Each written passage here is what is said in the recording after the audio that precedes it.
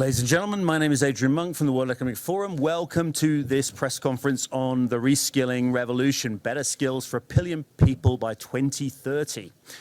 So almost twice as many jobs can be created than lost by the fourth industrial revolution. You'll have heard in the press conference just preceded us about the climate change challenge we face here. We also face a jobs challenge if we're to meet that other part of the theme of this annual meeting, which is about cohesion, social cohesion, giving people opportunities. So this press conference is going to explore that and really lay out some quite exciting ways in which we can tackle that issue. I'm delighted to be joined by Saadia Zahidi, who leads the forum's work on this panel, by Ivanka, who's here as co-chair of the American Policy Advisory Workforce Advisory Board, by Marc Benioff, the chairman and co-chief executive of Salesforce, by Peter Hummelgaard, the Minister of Employment from Denmark, and by His Excellency Dr. Ahmad Belhoul, Minister of Education from the United Arab Emirates. We're hearing from each of our panelists, and I'm hoping that we get through on Swiss time to get some questions in at the end. I'm going to start by asking Saadia to just lay out for us this reskilling revolution, what she's hoping this project can achieve, skilling up 1 billion people by 2030. Saadia. Thank you, Adrian. As you just mentioned, one of the major aspects of work that we're looking at this meeting is how do we build more social cohesion? Sorry, can we just get your microphone up? Sorry, because How do we build more social cohesion? How do we ensure that people have pathways to social mobility? One of the most important ways to do that is to ensure that people have the right education, the right skills, and the right jobs. And that is what this initiative is all about. Over the last years, we've been doing quite a bit of research on the fourth industrial revolution, on the future of jobs, and it's become very clear that we're not necessarily looking at a negative future in terms of jobs, but what we are looking at is a major shift in terms of the set of skills within each job and the types of jobs that will exist in the future, whether that is in the care economy or the education sector or the IT sector. There are a number of growing roles, and in fact, please do take a look at the Jobs of Tomorrow, which also comes out today. However, what we need is a reskilling revolution if we want to help people get there. And this initiative, the Reskilling Revolution, will be aimed towards getting 1 billion people better education, better skills, and better jobs. The reason for creating a platform and the reason for doing this at the World Economic Forum is to provide better metrics, better coordination between various policy experiments, better coordination between various business initiatives, and ensuring that there are new accelerated delivery mechanisms that I hope will get us there far before 2030. In order to do that, we've been working with a number of different countries over the last year in particular on the Closing the Skills Gap accelerators. And I'm excited that here at this meeting, we will be making more announcements of countries that will be adopting this approach. India, Oman, the Russian Federation, Pakistan, the United Arab Emirates, Bahrain, and Brazil are all joining. And in the case of the United Arab Emirates, we're very pleased that they're supporting the entire Reskilling Revolution initiative. In addition to that, a number of countries that have been running some of the most innovative experiments will be joining this set of work. So France's Mon Compte Formation will be a part of this initiative, as well as, of course, the work that is happening in the United States, which we'll hear more about later.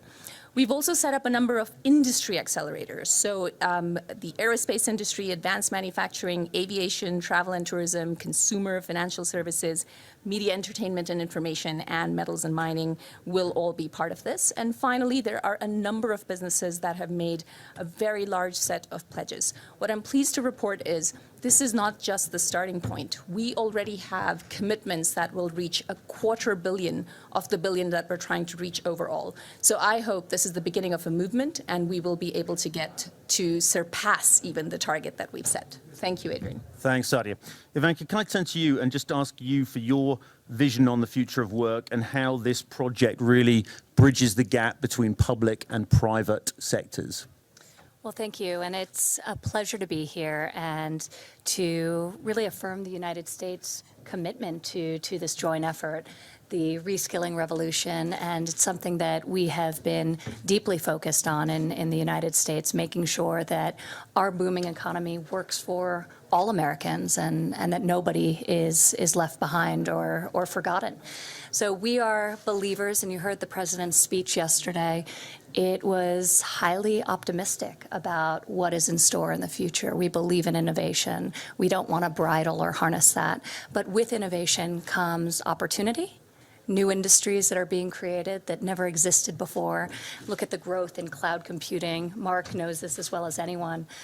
He was an original signer of our pledge committing to reskilling 1 million people over the next 5 years. So we thank you for that, Marc. But there are industries that are being created that require new skills, and there are industries that are being disrupted, and then there are industries that are continuing, but the people working in those jobs today are going to require new skills to do their same job tomorrow. So we are taking a holistic approach to this at the United States government and look forward to this convening and opportunity to learn from each other. We've certainly learned on the apprenticeship front. There are great examples here in Switzerland, in Germany. One of my first foreign trips was to Berlin, where I toured Siemens, one of the world-class examples of on-the-job training and apprenticeship. So there's much we can learn from each other. America is trying to harness the interest of business in the shared goal of ensuring that the next generation of American student and the current generation of worker has the skills they need to succeed in the jobs of today and tomorrow. That's why we created our Pledge to America's Workers, which has become, at this point, really a full-blown movement with over 400 companies signing the pledge to reskill close to 15 million American students and workers. And that's 15 million lives impacted, 15 million families impacted, and opportunities created. And it really is an incredible experience. I've toured much of the country, visited close to every state, looking at these type of programs, and the question was about the synergies between the private sector and the public sector, and it's critical. Industry knows what jobs they are going to be creating and what jobs they are going to be displacing. They know far ahead of the government which investments they're making in productivity, which will cause a ripple effect within their workforce. At the same time, corporations more than ever feel a sense of civic obligation. And what better place to start than within your own family, within your own company? And we think that that is very important. So we're catalyzing a lot of action. We're also working as a government to create a national workforce strategy for the first time ever, combining 14 federal agencies to come up with a blueprint, not just for rethinking education K through 12, but how do we prioritize 0 to 5, which has been underinvested in, and then also post-22, which very little federal and state funding goes towards, except if it's, really advanced degrees. So how do we start to think about education and learning as a lifelong pursuit, not compartmentalized to a very short period of time in the arc of one's life? So the National Workforce Strategy aims to answer some of those questions. Separately, we've put together a council, an advisory council that has helped informed our work, and we have representatives from state and local governments represented. We have academia represented. We have some of the great entrepreneurs and innovators and largest employers in America,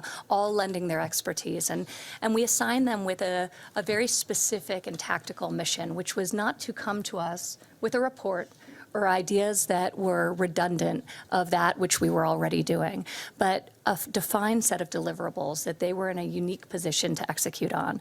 The first thing we asked this advisory council to do was develop a national ad campaign in partnership with us in the Ad Council, but it's private sector funded, private sector driven, to really debunk myths around certain types of industries. You look at manufacturing in America, there's 500,000 vacant manufacturing jobs. And yet there's really no robust pipeline of feeder into it. So people need to know about the jobs that exist today and be informed of the pathways that exist to fill them. In the IT space, Marc knows this well, the number of job vacancies they have, but many of them don't require a four-year college degree. So creating this national brand campaign, which was unveiled by Ginny Rometty and Tim Cook, who are on our council today, is very important. And I'll bang through the next That's a three. great segue into Monck, yeah. Yeah, no, the next one is just data transparency. We need to do a better job of connecting workers with job vacancies and people based on the skills they have rather than the degrees they hold with the jobs that are available. Modernizing recruitment and hiring practices.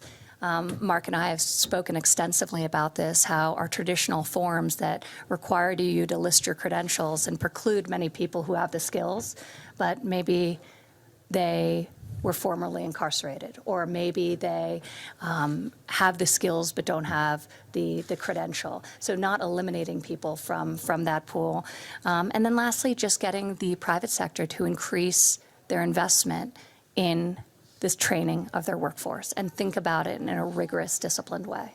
Thank you. Marc, you are an employer of 35,000 people. 50,000. 50,000 now at Salesforce. Thank you. And that's great. You've put an extra 15,000 in the time I checked my figures. Can you tell us... One step ahead of you, man. Keep it going. Can you tell us how Sure. business can get behind this and really make a difference? I sure can. Between the last press conference that we were just at, talking about 1 trillion trees, and this press conference and the other events that I have been to now here over the last couple of days, I'll just tell you that capitalism, as we know it, is dead. This obsession that we have had with maximizing profits for shareholders alone has led to incredible inequality and a planetary emergency, and we all owe a debt of gratitude to Klaus Schwab and his team for showing us this incredible way forward. And Klaus Schwab is right. Now, for 50 years, he's been calling for a new capitalism, a stakeholder capitalism, a more fair, equal, sustainable way of doing business that values all stakeholders as well as shareholders. And I know Klaus is right because Salesforce is living proof that stakeholder capitalism worth. We've had a phenomenal shareholder return, 4,000% since we went public, but we've had a phenomenal stakeholder return as well by delivering hundreds of millions of dollars of grants, by providing training to key parts of the workforce, by running 40,000 nonprofits for free on our service, including the World Economic Forum. And it's why I so strongly believe that when all stakeholders are included, that business becomes this great platform for change. And let me say, because we're here at this panel, that one of these key stakeholders is the global workforce. To make sure that the fourth industrial revolution is bringing along everyone, we need the education and skills to succeed. And that's why I'm so excited about this reskilling revolution, to bring the jobs and skills to 1 billion people. No one government or sector can solve a challenge as big as this. We need a true multi-stakeholder approach, I think very well represented by this panel. And I want to thank you, Ivanka, especially you, for your leadership on the White House Pledge to America's Workers and the passion that you have brought to it to reignite the American workforce. Thank you for doing that for all of us. And Salesforce signed this pledge and will give more than 1 million Americans the skills they need to earn Salesforce credentials and top jobs in our ecosystem over the next 5 years. But I also want to thank you, Saadia. And Saadia, for your work and your research at the World Economic Forum for so many years now in Geneva, showing that if we don't move faster, it will take 100 years before men and women are paid equally for equal work. Your equality report has been transformational for me and our ecosystem. What you have shown is that what is happening with equal pay is unacceptable, and that's why Salesforce has now spent more than $10 million to ensure equal pay, and we conduct annual audits now to make sure that men and women are paid equally for equal work. Now, we need to make sure that everyone has a path to the future. That's why what we are doing at Salesforce since our founding 21 years ago, we've given more than $100 million in grants to education and workforce development organizations, as well as our local public schools. You know, every company can adopt their local public school. It's one of the reasons why here in Davos now, for so many years, we have Davos codes, where in our Salesforce facilities here, we're training the local children on the key skills they need to enter the workforce. It's so important to us. It's also why I'm so excited about Trailhead, our online learning and reskilling platform, which is helping nearly 2 million learners gain resume-worthy skills. And it's open to everyone in the next 5 years. And we're looking to get 10 million learners on that platform. And these people are incredible trailblazers. They're so inspiring to me. Well, I just want to finally challenge all of my business leaders, because as we all know, because we've done so many panels up here, Adrian, with the fourth industrial revolution now over so many years, we need to rise to this moment of urgency. We need to act now. If you are attending this conference, you need to commit to job training. If you're attending this conference, you need to commit to reskilling. If you're attending this conference, you also need to commit to our 1 trillion tree initiative, like Ivanka has done in the US government. So thank you again, Ivanka, for that. And that is what we mean by stakeholder capitalism, serving all stakeholders, including the workforce. And that's how business can be the greatest platform of change. Thank you, Adrian. Thank you, Marc. And Peter, as Employment Minister in Denmark, obviously jobs must be right at the top of your agenda. What is the role of government here in this initiative? Well, first of all, I would like to thank the World Economic Forum for this initiative and for all partners taking a share in making this pledge. I think that Marc Benioff is completely correct when he says that capitalism as we know it is dead, or at least it has to be, in the sense that more and more people, thankfully, are recognizing that the threats from growing inequality, from a weakened social contract, is actually also threatening not only our democracies, but also the very foundation of our market economy. So I think this pledge is the right way to go on that approach, because we need to make sure that people in this world has jobs, and not only has jobs, also has jobs that are well paid, where working conditions is good. And that's why we need to invest more in reskilling. And just to give you a couple examples from Denmark, one example is that most of you, I think, would know is Lego, the company Lego, who produces the Lego brick. Most of our kids play with Lego bricks all around the world. It's a little plastic brick. It can basically be produced all over the world. Nevertheless, much of it is still produced in Denmark, although it cheaper could be produced in other parts of the world. And that's because the Lego is investing in their workforce so that the workforce continuously provides in bettering the production, in making sure that that the Lego brick and what can be built from it is more perfected, is more innovative, and so forth. And if we need to make sure that we have jobs for people in the future, we need to make sure that we have a society that is based on a strong social contract, strong social cohesion. Then we also need to invest in our workforce, in upskilling, in reskilling, and in the general education. That's why we support this pledge. Peter, thank you. Ahmad, from your perspective, you're not just Minister for Higher Education, you also have advanced skills in your ministerial portfolio. How do you see this reskilling revolution playing out in the policy sphere, and how will your country get behind it? Sure. Thank you, Adrian. So first of all, I'd like to thank the World Economic Forum for stepping up in reskilling and making it broader. So now we have a revolution reskilling, which includes education. So reskilling is important for existing workforce. It's very difficult for somebody to become unemployed, but unemployed due to economic conditions can be resolved. And we've seen policies like in the US now have the lowest unemployment rates, so we can go back into employment.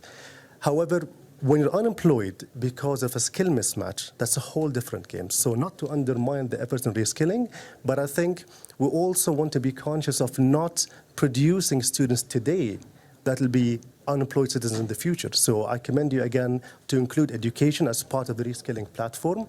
And you might ask, what are we doing here as United Arab Emirates? We're still tackling education, basic education. It's no secret here that our scores are one of the lowest. Globally, Africa and the Middle East score lower in TIMSS and PISA. The UAE is improving. We're 35 in TIMSS and 48 in PISA. But I'm here because we want to make reskilling inclusive. Reskilling somebody, a student who has a high academic attainment, is fairly easier than somebody in Africa or the Middle East who comes with a lower foundational base. So our pledge here is a pledge, it's a global pledge, but it's one that's more inclusive, that will also include other countries within the region. Thank you. Thank you. Thank you to all our panelists. We have a little window for questions. If I could just get a sense in the room for who has a question, and if you could give us your name and your organization. If we can just take the two hands at the front, please. And if it's a question that we can address to all our panelists on this. Hi, my name is Saadia from Phoenix TV, Hong Kong. Can I ask a question to Ivanka? Actually, the training scheme sounds very exciting. I want to know, so will the Chinese overseas students have the equal opportunity to apply in this kind of training when they graduate from the US the university and college with a qualification certificate in the future? That's a great question. Can I just take the gentleman there? I have a question for Ms. Trump. You mentioned at CES the interoperable learning record. You didn't mention many details about it. I was wondering if you could share a little bit if there's any work been done on that and how it compares with President Obama's electronic health records. And then to Mr. Benioff, the statement capitalism is dead is a pretty controversial statement, especially with protesters outside holding signs saying eat the rich. What would you say to the man who dressed up as Ronald McDonald, who instead of wanting to reskill, wants to maybe violently cause a wealth redistribution? So just taking the first question first, I want to bring all our panelists in and give all of them an opportunity to comment. How portable, that question related to Chinese students, but how portable are these skills going to be for people when they are reskilled? Are they going to have the opportunities to work in countries around the world, or are these skills stay in country? Maybe start at the end. Peter, what's your vision on that? Do you think we're going to be reskilling people to stay in domestic economies, or are these skills going to be things that eventually in the years to come we can take with us and move around with? No, I think that in Denmark, for example, we already are reskilling and upskilling our workforce so that they can take those skills with them to any economy around the world. And thankfully also there's a big demand for especially not only Danish industry technicians, but engineers and so forth. We also have a high demand for foreign engineers in Denmark. But I think we have to skill and reskill our workforce so that they can take any jobs around the world. However, one of the main challenges we have in Denmark is that we still, although we invest a lot in reskilling and upskilling, we still have a lot of challenges to making sure that many of our workers in the workforce who don't have any skills, who have ended their basic school around 7th grade or 9th grade or something like that, that they actually, in their current jobs, see that in order to maintain their jobs at the current positions, they need to reskill. So we need to find a way to crack the code on how we motivate workers already in the workforce to actually get upskilled. Ivanka? I agree with that completely. I think fundamentally, whether it's domestically or internationally, we have to think about skills-based learning as opposed to purely credentials. In the United States, and this ties into the question about the interoperable learning records, there are over 700,000 different forms of credentials and badges and, of course, degrees, traditional and otherwise. So how do we piece these together and say, well, this is the credential, but these are the underlying skills? Employers care about the skills. So now we are in a much more nimble time where we can leverage technology. We can harness big data to better match the employer and the vacant job with the qualified applicant who may have otherwise been overlooked. So I think there's enormous potential. You mentioned interoperable learning records, and this administration has continued some really great work on that front to really open up the data and allow the private sector to come in and innovate on top of that. We've seen this, and I see Monica from Treasury at the Treasury Department opening up IRS data in a safe, secure way, allowed for the creation of TurboTax. The weather, through NOAA and Commerce, you see all of our weather apps. So we think we can do the same with student data and worker data, and we have a really robust working group, and Marc's part of it, that's a subsection of our advisory board. We have two of the folks on the advisory board who are leading this section. And then we brought in companies like Salesforce and like Workday, credentialing engines to help us think about this in a more holistic way so we can take all of these different pieces and patch it together, because that's the future. If I have a skill and I'm in a community, why aren't, even if I have a job, why aren't I being pushed information about job vacancies that match the skill sets that I have? And that's not happening for blue-collar workers in a robust way and in a way that lives up to the potential of what technology today can facilitate. So we've got multiple pilots that we're about to launch, and the private sector is really helping us build this, because building things isn't what we do, but we at the federal government, but we can convene. And one person I just want to acknowledge, Johnny Infantino, who joined us. They know nothing about reskilling in football, right? It's the skills are just so high, but we appreciate your commitment to this issue and appreciate your being here. You've been a great friend, so thank you, Johnny. Just want to catch briefly up with Ahmad and Marc. Ahmad, how UAE is a kind of global hub for talent. How important is it that with the reskilling that takes place, we also ensure that people can move around and take their skills with them? So there is the element of social mobility where you can improve your social status, but also geographic mobility. I've always been asked this question. The United Arab Emirates is a net importer of talent. So we have foreign workers constituting about 85% of our population. And the simple question is, why bother? A company at the end of the day could import talent that's ready today. So we did our research, and we found that even from a pure financial sense, it's actually cheaper and more efficient for companies to retrain their existing employees. And let alone the financial incentives, maintaining that culture of that company is vitally important. So I think on one hand, yes, we do import talent, but we want to reskill that talent. Reskilling includes things like social and cultural awareness. It includes things like tech literacy. So even with that, I think globally, work in an interconnected community, somebody with the right technical skills could work remotely. So that opens up another way of mobility, not physical mobility, but job mobility in a digital space. And Marc, is your declaration kind of outflanking people who say that capitalism is outdated because you're declaring it dead? Well, I've been coming into the World Economic Forum for 18 years, and I'll tell you why I love it. It's because business is the greatest platform for change, but we can only do it through multi-stakeholder dialogue. You have to include everyone. Even at our recent Dreamforce conference, we allowed protesters to speak at our main keynote for 30 seconds. Everybody's voice has to be included. This is one planet, one humanity. Certainly when we look at something like the 1 Trillion Tree Initiative, we can only do that if we bring everybody in. Activists have to be included, spiritual leaders have to be included, government leaders have to be included, business leaders have to be included, Native people leaders have to be included. And if we try to divide ourselves, then we will never achieve our goals. We can only achieve our goals when we unite ourselves and when we come together as one, because that is who we truly are. I've broken the Swiss rule of timing, but I do want to give one final word to Saadia Zahidi, who's helped bring this initiative together from the forum side. Saadia. Sure. I'll just say a couple of words. Skills are the main currency of the labor market. And I think you've just heard from every single panelist that we need to make that labor market and the education system work better together by focusing on skills. That's how we're going to get there. And we have to ensure that not only is there a broader base of skills, but that we're able to specialize, create agility in that system. And that's what this initiative will really try to do. All of the experiments that are happening in different countries, we need to learn from that much, much faster. And that's what the Reskilling Revolution platform is dedicated to. Thank you.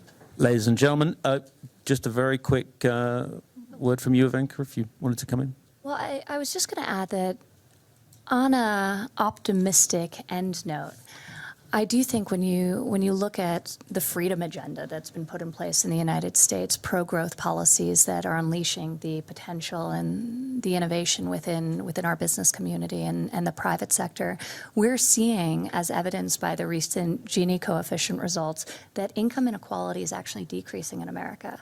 And it's decreasing for the first time in decades because more people are working and wages are rising. And that should make us all very optimistic about the future. So while it is our job and our obligation to have foresight about where disruption is going to happen, some disruption can be very positive. Today in the United States of America, we have the lowest rate of unemployment for disabled Americans in the history of our country, in part because employers are working with disabled Americans to create opportunities for them, but also new technologies are being leveraged to enable them to do work that they otherwise wouldn't have been able to do. I've been on many a factory floor and seen robotic arms and how that's assisting women in doing other work that otherwise they would have been precluded from doing. Actually, you were talking, Marc, about gender equality, and I'm so grateful for your passionate, real, tangible commitment to this topic. In 2019, we just learned that women surpassed for the first time the percentage of people in the American labor market exceeding men. But amazingly, in 2019, of all the new jobs secured in our economy, roughly 1.5 million, 72%, that's the 1.5 million, went to women. So women are thriving, and I do think there is an opportunity to think about this through the positive lens as we also prepare for the changes that our economies are being faced with. Thank you. Thanks to all our panelists. And I know we're going to vacate for the next press conference. I look forward to seeing you at that one. Thank you very much.